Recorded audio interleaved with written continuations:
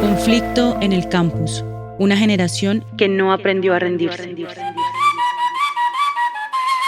Este es un podcast de la Comisión para el Esclarecimiento de la Verdad, la Convivencia y la No Repetición, un proyecto radiofónico que busca visibilizar los impactos que la guerra y los actores armados ocasionaron a las universidades públicas del Caribe al ser estigmatizadas y los miembros de su comunidad victimizados.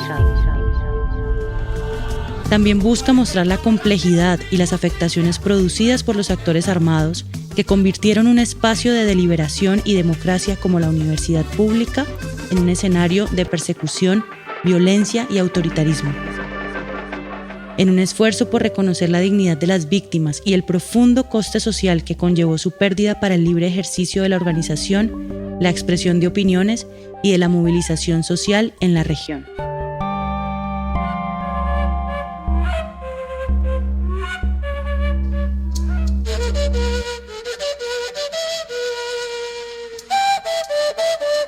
Entre 1997 y 2006, la Universidad del Atlántico fue un escenario de disputas políticas, académicas y económicas.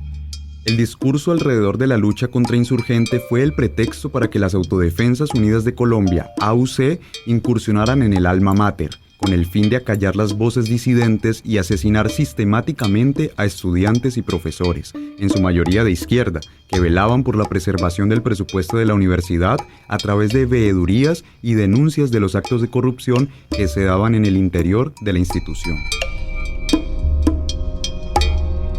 El 6 de junio de 1999, el Ejército de Liberación Nacional, ELN, realizó la retención de un grupo de empresarios y políticos del Departamento del Atlántico y de algunos de sus familiares en el sitio conocido como la Laguna de El Torno. Este hecho marcaría un hito en el conflicto armado en los departamentos del Atlántico y Magdalena, pues incentivó la presencia paramilitar, que ya se estaba consolidando en la región. A partir de este secuestro, se desató una ola de asesinatos en contra de líderes sociales de diferentes sectores, entre ellos sindicalistas, líderes comunitarios, defensores de derechos humanos y miembros de la comunidad de la Universidad del Atlántico. Con el fin de evitar nuevos secuestros o atentados contra la infraestructura del departamento, algunos sectores políticos y económicos de Barranquilla empezaron a generar alianzas con narcotraficantes y con grupos de autodefensas. Si su hijo es sano, acuéstelo temprano, y si es ladrón, cómprele un cajón. Esta advertencia corresponde a una de las estrategias de las AUC para sembrar terror entre la población, por medio de pasquines amenazantes que exigían a la comunidad resguardarse en sus hogares a más tardar a las 10 de la noche. Además, anunciaban que las personas que sean sorprendidas fumando marihuana, saltando paredilla, atracando y demás actos delictivos y de vandalismo, serán ajusticiados en el mismo sitio. De igual forma capturaremos a los indocumentados, personas tatuadas, gente con gorras nocturnas, cabellos pintados y cortes de cabello extraño. La varilla más dura se ablanda al fuego lento. AUC. Pero, ¿qué factores favorecieron el ascenso del paramilitarismo en esta zona del país? El primer factor es la geografía del Departamento del Atlántico, que favorece la movilidad porque está rodeado por el río Magdalena y el Canal del Dique. Además, tiene salida al Mar Caribe y múltiples ciénagas y ríos en su territorio, y es un corredor hacia Bolívar y el departamento del Magdalena, especialmente a la Sierra Nevada de Santa Marta. El segundo factor que favoreció el poder de los paramilitares es que las élites políticas se transformaron en emporios empresariales que contrataban y aún contratan con el Estado, y algunos miembros de dichas élites brindaron financiación económica a las AUC para facilitar su funcionamiento en la región. En esta relación sobresalen nombres de dirigentes políticos condenados como David Char Navas, Álvaro Ashton Giraldo, Dief Malouf y presuntamente algunos clanes políticos como los Name, Gerlain, Cotes, Díaz Granados, Guerra de las Priella. Escuchemos la declaración de David Char a la Jurisdicción Especial para la Paz. Fue una realidad que contribuyó a la consolidación y a la expansión del proyecto del Bloque Norte en el Departamento del Atlántico. Lo cierto es que decidí apoyar a un grupo paramilitar que causó daños profundos a la sociedad en todos sus niveles. Grupo Atlántico fue el primer nombre del paramilitarismo en Barranquilla. Desde sus inicios estuvo asociado a estrategias de control de rutas del narcotráfico, a la captación de recursos de entidades públicas, al control social de la población y al cobro de impuestos a través de extorsiones a comerciantes y residentes. De acuerdo con el Observatorio de Derechos Humanos y Derecho Internacional Humanitario de la Vicepresidencia de la República, en la ciudad de Barranquilla entre el 2000 y el 2003, y abro comillas, no se identificó una presencia fuerte y explícita de grupos guerrilleros en sus barrios populares, no existían milicias que ejercieran dominio sobre sectores de barrios y no cobraban cuotas importantes a cambio de seguridad. Es poco probable, entonces, que la presencia de las autodefensas en Barranquilla esté exclusivamente asociada al interés de erradicar a la guerrilla, pues prácticamente esta no existe. Cierro comillas. Aunque ese fue el pretexto de las AUC para asesinar a docentes, estudiantes y trabajadores de la Universidad del Atlántico. Y la misión era, básicamente, desarticular todas las redes ideológicas que pudieran estar dentro de la universidad, desarticular todas las redes logísticas o mirar qué tipo de información podía salir de esas redes, de esas asociaciones de estudiantes que en ese momento las informaciones que teníamos era que eran afectas a las FARC, o que eran afectas o que pertenecían muchos de ellos a organizaciones guerrilleras de las FARC, ELN, bueno, las que fueran, ¿cierto? Digamos que esa era la información que tenían y esa era la misión que teníamos, desarticularlas y tratar de obtener información de esas organizaciones estudiantiles. Entonces, básicamente esa es la misión que tienen las Autodefensas Unidas de Colombia. Había tal vez una percepción equivocada, y también tengo que decirlo y reconocerlo desde ya, una percepción equivocada de que todo lo que pensara diferente o todo el estudiante que estudiara a Marx o a Lenin tenía vínculos con la guerrilla. Era la voz de Edgar Ignacio Fierro Flores, alias Don Antonio, quien fue comandante del Frente José Pablo Díaz hasta su desmovilización en 2006. La Universidad del Atlántico se había convertido en referente de lucha del movimiento estudiantil nacional. Entre 1998 y 1999 se realizaron 2 protestas en las que participaron cerca de 600 estudiantes en cada una.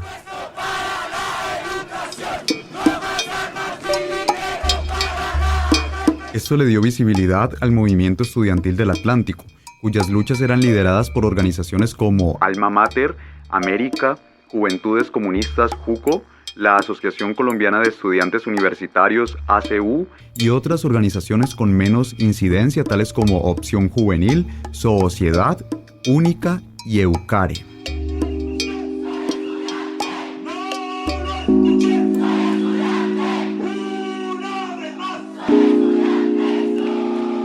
En el año 1997 asume la rectoría de la Universidad del Atlántico Ubaldo Enrique Mesa Ricardo, tras un acuerdo entre los diferentes movimientos estudiantiles con el compromiso de darle participación en cargos administrativos a algunos integrantes de estos grupos.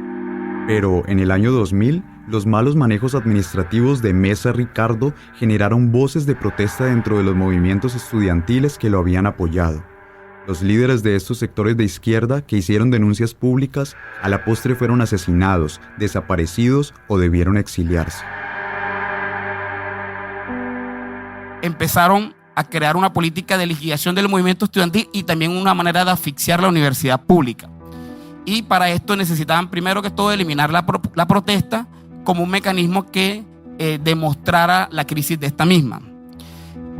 Aquí vemos, digamos, desde el 2002 y obviamente en la reelección de Álvaro Uribe, la política de seguridad democrática, al punto de criminalizar la protesta, empezaron a darse los diferentes mecanismos que encontramos en esta investigación, que fueron amenazas, hostigamiento, persecución, falsas incriminaciones a muchos de los dirigentes, tanto estudiantiles, profesores y trabajadores.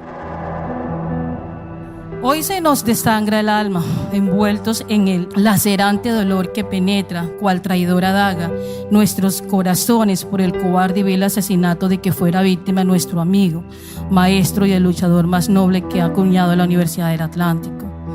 Aquel que con la valentía del león enfrentó la corrupción asesina y paramilitar del Estado y de la universidad.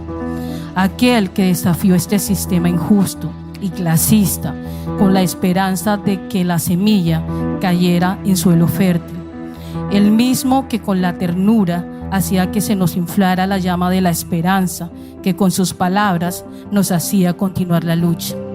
Este fragmento es parte de la carta que le escribimos al compañero Humberto Contreras Serenos, también asesinado por el paramilitarismo de Estado en la Universidad del Atlántico. Esta carta la firma también Reinaldo Serna López de la universidad, miembro de la organización a la que pertenece y que también fue asesinado, así como Alexander Acuña, un estudiante que fue visto por última vez cuando lo subieron a una tanqueta de la policía, así como también Antonio Mesa, un sindicalista de la Universidad del Atlántico, así como también el profesor Lisandro Vargas, que también tiene un hermano que fue asesinado en otra universidad del Caribe colombiano, y de eso creo que van a hablar otros compañeros, y el estudiante Jairo Puello, Ricardo y muchos otros más que fueron asesinados en la Universidad del Atlántico, acompañados de una larga y extensa lista de personas amenazadas. Escuchábamos a Robinson Charris y a Castriel Hernández, dos investigadores y representantes del Comité Universitario del Atlántico. En la universidad, la mayoría de las víctimas que militaban en organizaciones sindicales y estudiantiles con tendencias de izquierda coincidían en cuestionar las administraciones de Ubaldo Enrique Mesa y de Ana Sofía Mesa, rectora que lo sucedió, al igual que los gobiernos nacionales de turno de Andrés Pastrana y Álvaro Uribe. Al respecto, Robinson Charris nos cuenta: este afianzamiento de la seguridad democrática, como uno de sus ejes fundamentales, era buscar la estigmatización de este movimiento que ellos consideraban una amenaza para las políticas que ellos venían ejerciendo desde el mismo gobierno. En la Universidad del Atlántico fue uno de los modelos, digamos también, que permitió el desarrollo de esta política al buscar señalar a todos estos estudiantes y trabajadores y profesores como acompañantes de la insurgencia o que hacían parte, que eran un brazo armado dentro de esta institución. Esta estigmatización fue dada de muchas maneras y a través de medios de comunicación, tratándolo, digamos, de guerrilleros, algunas mujeres incluso de guerrilleras y prostitutas, y que obviamente se buscaba degradar cualquier forma de manifestación. Como le expresaba una de las víctimas, digamos, en este informe, que la universidad fue tomada por el paramilitarismo en muchas de la región y que con auspicio de la clase política tradicional, que quería, como lo es, presupuestar laboral y políticamente, la universidad siempre ha tenido un alto presupuesto. Indudablemente los políticos siempre han pretendido el manejo de ese presupuesto y desataron la violencia y la persecución paramilitar para tomarse la universidad. Ese fue el objetivo. Uno de los casos representativos de las víctimas de la universidad entre 1997 y 2006 es el del estudiante Alexander Acuña, quien fue capturado por la policía durante una protesta y posteriormente fue encontrado muerto en las playas de Turipaná, sin que hubiera mayor información sobre los hechos. A propósito, las autoridades y los medios de comunicación negaron reiteradamente tener información y que se tratara de un caso de desaparición forzada, tortura y asesinato por parte de la policía.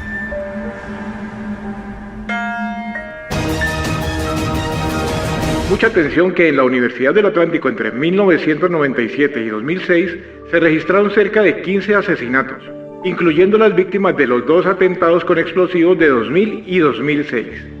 El mayor número de estos asesinatos sucedió entre 1998 y 2002. En este periodo también se dio el desplazamiento forzoso de 57 personas y el exilio de otras 32. Además se registraron 18 atentados, una desaparición forzosa, 6 casos de tortura, 17 detenciones arbitrarias, 3 secuestros y un número amplio e indeterminado de amenazas, las cuales por su contenido y complejidad es imposible de cuantificar. De acuerdo con las investigaciones y con los relatos posteriores de paramilitares, muchos de estos sucesos derivaron de listas que señalaban claramente a personas como objetivos militares. Habían listas, horrendas listas, por llamarlo de alguna forma. Habían seguimientos y pues la gran mayoría de esa información venía de instituciones de inteligencia del Estado. Eso no lo podemos negar, no lo podemos desconocer, hay que decirlo. Ya se ha dicho. En el proceso de justicia y paz se ha dicho, desafortunadamente en ese proceso se ha quedado todo oculto, hay muchas cosas que no se saben. Sobre estas listas mencionadas por don Antonio, el entonces ministro del Interior, Armando Estrada Villa, reconoció en 2001 a Cadena Caracol que sí existía una lista siniestra en la que figuraban estudiantes, profesores y trabajadores de la Universidad del Atlántico como blancos de atentados terroristas. A pesar de estas menciones, el discurso oficial que dio el entonces presidente del Consejo Superior de la Universidad, el gobernador Ventura Díaz Mejía, señala: la lista negra de la que se habla a mí nunca me la han mostrado. Si existe, ¿por qué no van donde el gobernador, el comandante de la segunda brigada, el comandante de la policía, el director del DAS y se la muestran?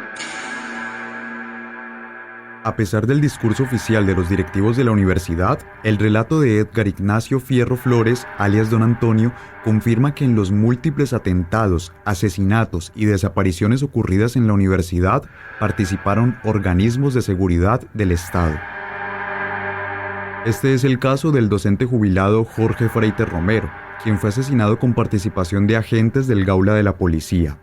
Sobre este asesinato, el Estado reconoció su responsabilidad y fue declarado como delito de lesa humanidad, entre otras cosas porque se enmarcó en un ataque sistemático a miembros de la universidad que buscó exterminarlos. En la investigación del accidente del profesor Jorge Freiter en 2001, la Fiscalía evidenció que el Gaula de Barranquilla no solo trabajaba con paramilitares, sino que uno de sus oficiales, hoy prófugo impune judicialmente, les pidió matar. De acuerdo con declaraciones de Carlos Arturo Romero Cuartas, alias Montería, para el fiscal 12 de Justicia y Paz, en este episodio criminal participaron, además, miembros de las AUC y del Ejército Nacional.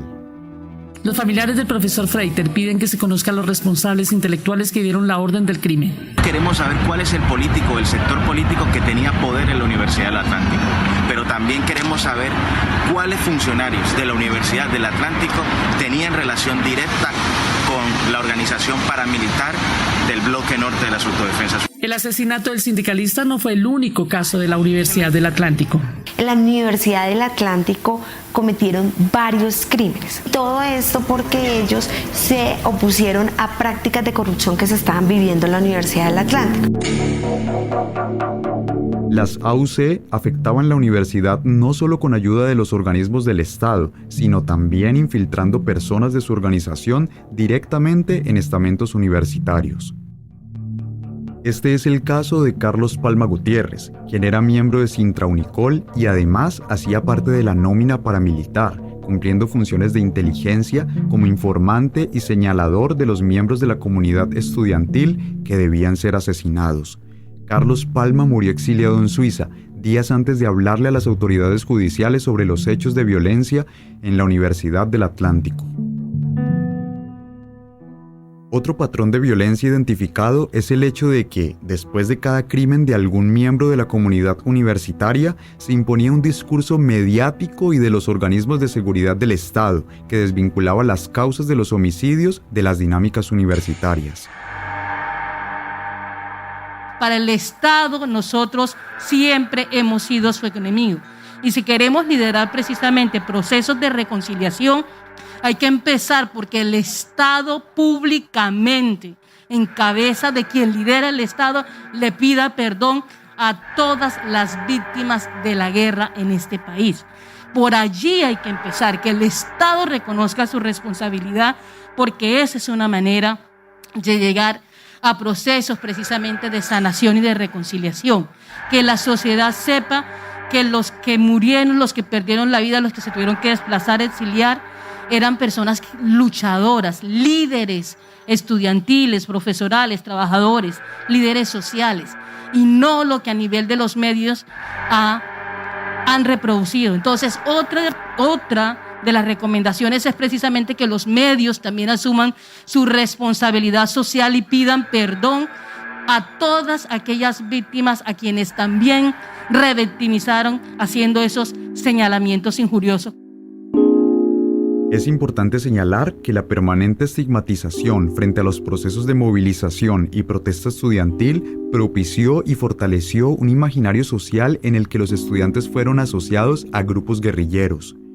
Incluso luego de fallos judiciales en donde se demostró que, por ejemplo, en la explosión del 2006 los estudiantes fueron asesinados con un explosivo de uso privativo de las fuerzas militares, algunos medios de comunicación señalaban a los estudiantes fallecidos como responsables de su muerte por la manipulación de papas bombas. Dos hechos lamentables que fueron las dos explosiones que ocurrieron en la Universidad del Atlántico, donde lamentablemente murieron estudiantes que no estaban realizando ningún acto, y se demostró, por lo menos en el caso y en el proceso judicial que se hicieron contra los sobrevivientes del atentado del 24 de octubre del 2006, que fue una acción realizada directamente hecha por fuerzas oscuras. Hasta hoy este hecho se mantiene en la impunidad. Hasta hoy este hecho todavía no se sabe realmente quién dio la orden, digamos, de este atentado, de los cuales hay pruebas de que hubo un control remoto que determinó esa acción, digamos, terrorista contra ciertos estudiantes que se encontraban en la cancha de béisbol de la Universidad del Atlántico. Pero la violencia en la universidad no se detuvo con la desmovilización de las AUC. Las Águilas Negras eran disidentes del paramilitarismo o los mismos paramilitares que nunca se desmovilizaron y continuaron las amenazas a líderes sociales, profesores, estudiantes y trabajadores dentro de la universidad.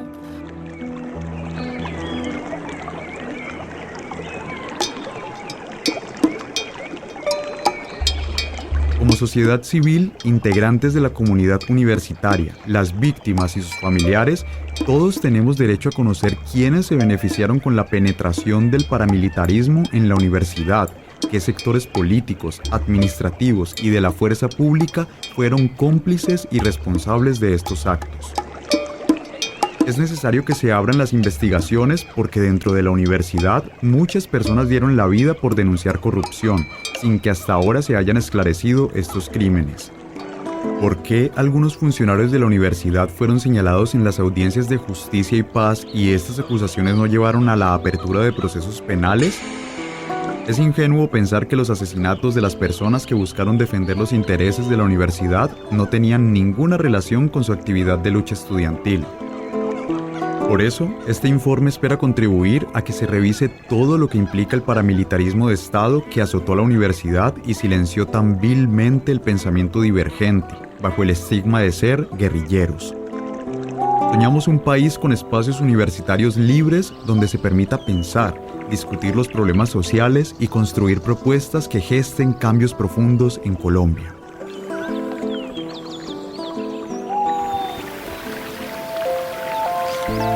Conflicto en el campus. Una generación que no aprendió a rendirse. Un programa de la Comisión para el Esclarecimiento de la Verdad, la Convivencia y la No Repetición. Este programa hace parte de un proceso de reconocimiento de responsabilidades sobre los daños causados a las universidades públicas del Caribe y al movimiento estudiantil. En alianza con el Centro Internacional para la Justicia Transicional, los equipos de informes de las universidades del Caribe colombiano y el Grupo de Investigación Conflicto y Relaciones Internacionales de la Universidad del Magdalena. Con el apoyo del Instituto de Estudios Interculturales de la Universidad Javeriana Cali. Una producción radial del colectivo Noise Radio.